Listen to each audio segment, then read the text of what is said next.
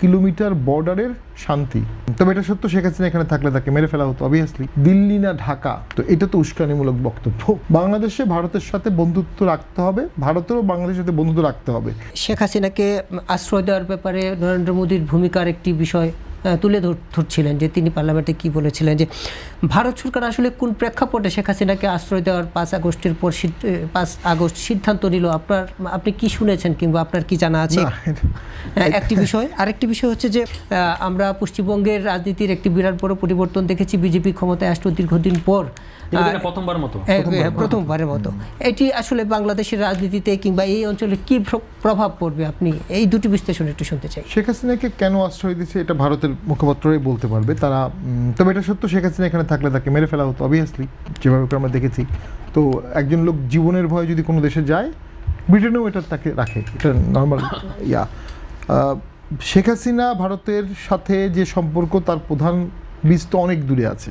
বঙ্গবন্ধুকে হত্যার পরে শেখ হাসিনা ইন্দিরা গান্ধীর সাথে দেখা করেছিল, ওয়াজেদ সাহেবকে ওখানে চাকরি দেওয়া হয়েছিল, এবং ওই ইন্দিরা গান্ধীর সাথে দেখা করার পর শেখ হাসিনা জানতে পারে যে পুরো পরিবার মারা হয়েছে। তার আগ পর্যন্ত উনি জানতেন শুধু বঙ্গবন্ধুকে মারা হয়েছে। নাও শেখ হাসিনার আমলে ভারত কি পেয়েছে, মানে অনেক কথা আমরা বলবো, তাবেদারি, উমেদারি, বাণিজ্য। আসলে ভারতের বড় ইকোনমিতে বাংলাদেশ বাণিজ্যে খুব বেশি। শেখ হাসিনা যেটা ভারতকে দিয়েছে, 3000 কিলোমিটার বর্ডারের শান্তি। এই কমপ্লেক্স 3000 কিলোমিটার বর্ডারে শেখ হাসিনার আমলে ভারতকে কোনো টেনশন করতে হয়নি, যেটা আগের আমলে করতে হয়েছিল 10 ট্রাক অস্ত্রের কারণে। 10 ট্রাক অস্ত্রই বাংলাদেশের রাজনীতির গতিপথে অনেকটা পরিবর্তন এনে দিয়েছে। আপনি কেন 10 ট্রাক অস্ত্র বাংলাদেশে ঢুকতে দিবেন আরেকটা দেশে ব্যবহৃত হওয়ার জন্য? সেটা তো ডাইনামিক্স চেঞ্জ করে দিয়েছে পলিটিক্সের, যেটার জন্য সাফার করেছে সবচেয়ে বেশি বিএনপি। এনেছে কি আমি জানি না, সবচেয়ে বেশি সাফার করেছে বিএনপি।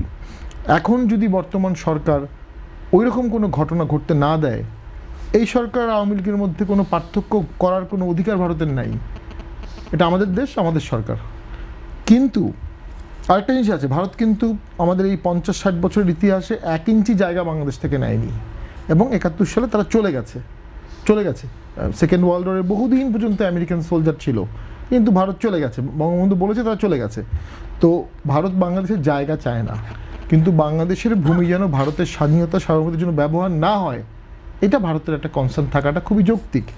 সেখানে বাংলাদেশের কোনো ব্যক্তি যদি বলে আমি কলকাতা হেঁটে হেঁটে দখল করব, দিল্লি না ঢাকা, তো এটা তো উস্কানিমূলক বক্তব্য। তো সেটার ক্ষেত্রে আমাদের মর্যাদাপূর্ণ বন্ধুত্বপূর্ণ সম্পর্ক রাখতে। You may change your enemy but you can't change your neighbour. Atal Bihari বাজপেয়ীর কথা, তার সে বিখ্যাত ডায়লগ। অটল বিহারী বাজপেয়ী তো RSS নেতা ছিলেন, সেখান থেকে তিনি প্রথম গেলেন পাকিস্তানের সকল বিতর্কের মাঝখানে।